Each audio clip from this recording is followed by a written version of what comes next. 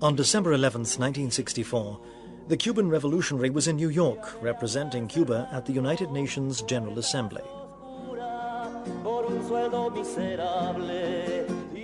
Cuban exiles welcomed him with extremely violent protests.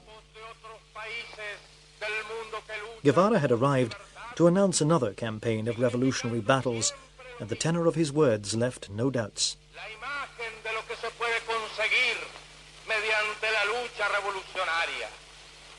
La esperanza de un mundo mejor, la imagen por la cual vale la pena arriesgar la vida, sacrificarse hasta la muerte en los campos de batalla de todos los continentes del mundo. February 25th, 1965. In Algiers, he spoke about the Third World. He made a very harsh speech. He accused socialist superpowers, China and the Soviet Union, of applying principles of capitalism in commercial dealings with developing countries. It was his last public speech. Vive l'armée nationale populaire. Venceremos.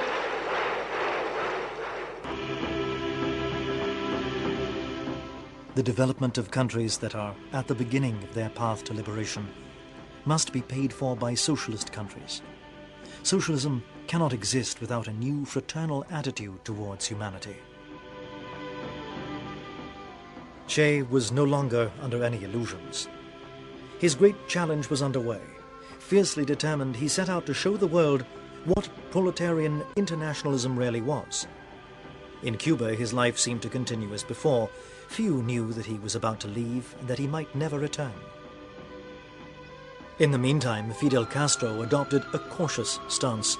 In public, he talked of pacific coexistence, while in private he said if Che could plant the revolutionary flag somewhere else, he'd leave him free to act. Guevara left several farewell letters. One of these was for Fidel. Reclaman el concurso de mis modestos esfuerzos. Aquí dejo lo más puro de mis esperanzas de constructor. I leave here the purest of my hopes as a builder and the dearest of those I hold dear. I carry to new battlefronts the faith that you taught me. En los nuevos campos de batalla llevaré la fe que me inculcaste. El espíritu revolucionario de mi pueblo, la sensación de cumplir con el más sagrado de los deberes, luchar contra el imperialismo donde quiera que esté. Esto reconforta y cura con creces cualquier desgarradura.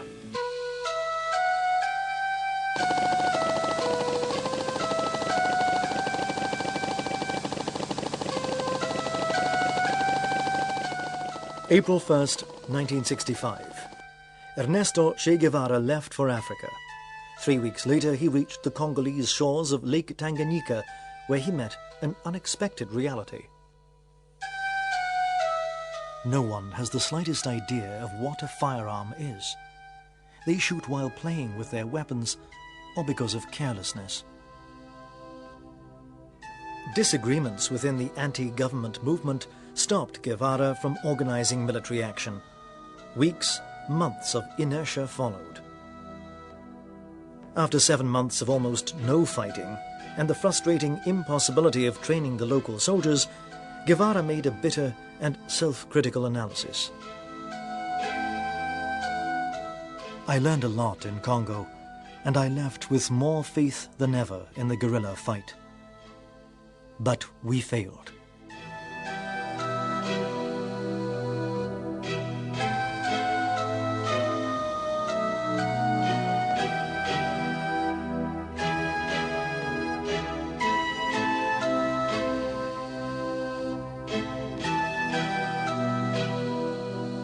November 22nd, 1965.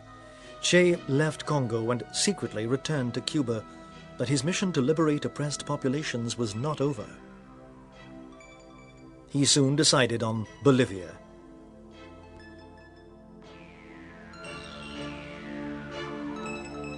A military junta had just come to power.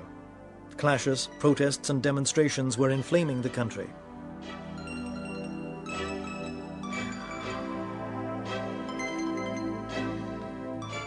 The CIA thought he was in hospital in the Soviet Union. With the help of the Cuban secret services, Guevara transformed himself into a middle-class 40-year-old.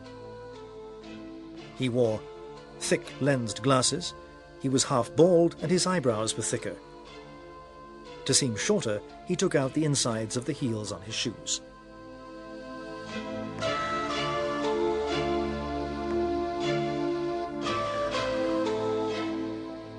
With roughly 50 men, he tried to set up a training base.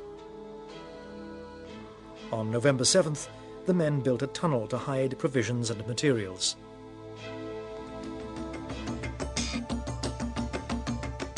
Instead of supporting the guerrillas, the Bolivian Communist Party launched a dissuasion campaign.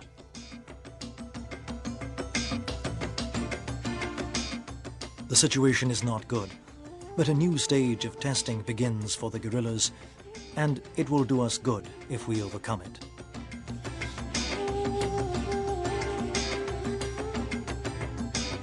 Months passed in pursuit of and escaping from the army, which seemed to be everywhere. The comrades' losses became increasingly higher. Che was ill. He could hardly walk. He had lost about a third of his body weight. He was emaciated and famished. He was different, no longer as attentive and cautious as he used to be. August 1967. Increasingly alone, the guerrillas tried to flee northwards. They reached the mountains and apparent safety.